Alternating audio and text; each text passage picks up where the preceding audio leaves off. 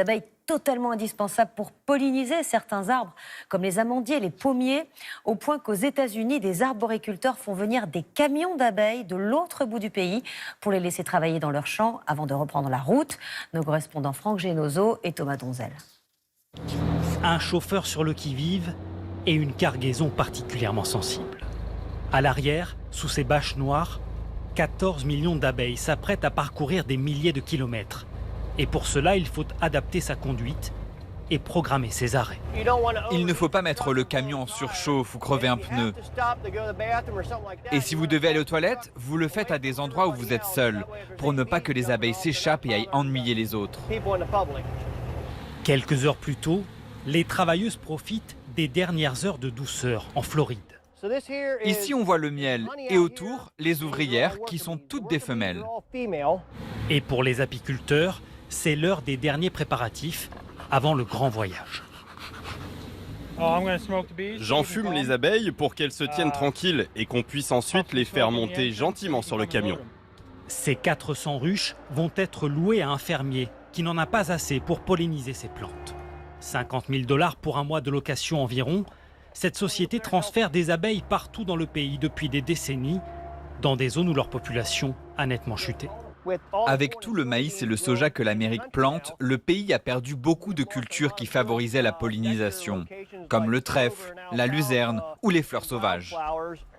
Ce filet noir donnera aux abeilles l'illusion de voyager constamment de nuit, ce qui les apaisera. Elles vont parcourir près de 3000 km, de Tampa en Floride jusque dans le Maine, dans le nord-est du pays. Un trajet qui n'est pas sans risque. Régulièrement, les télévisions américaines et canadiennes se font l'écho d'accidents dont les conséquences sont parfois déplaisantes.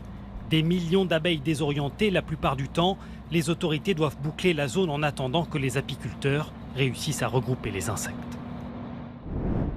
30 heures de route plus tard, nos abeilles de Floride découvrent la fraîcheur du printemps dans le Maine. Le brouillard comme horizon à la place du ciel bleu et 15 degrés de moins.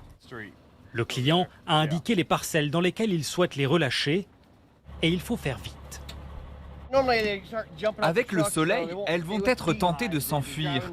Elles quitteront la ruche pour s'aventurer et certaines ne reviendront pas. Malgré les précautions, plusieurs centaines d'entre elles n'ont pas survécu au voyage. On a quand même un peu de pertes. Elles n'ont pas supporté la route et le temps qui était un peu plus chaud que prévu. Les autres vont pouvoir se dégourdir les ailes.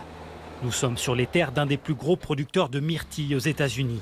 Ici, les abeilles locales ne suffisent plus à subvenir aux besoins. Elles ne comblent que 20% de nos besoins en pollinisation. Alors on doit importer des abeilles si on veut continuer à grandir. Pour les apiculteurs, la prise de conscience des fermiers américains est tardive. Avec les pesticides, c'est fou la façon dont les ruches peuvent se dégrader rapidement et disparaître.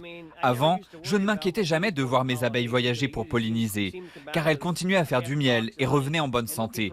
Mais maintenant, un quart d'entre elles meurent quand on les loue. Signe rassurant, après des décennies de déclin, la population d'abeilles à miel a augmenté ces dernières années aux États-Unis, selon les autorités agricoles américaines.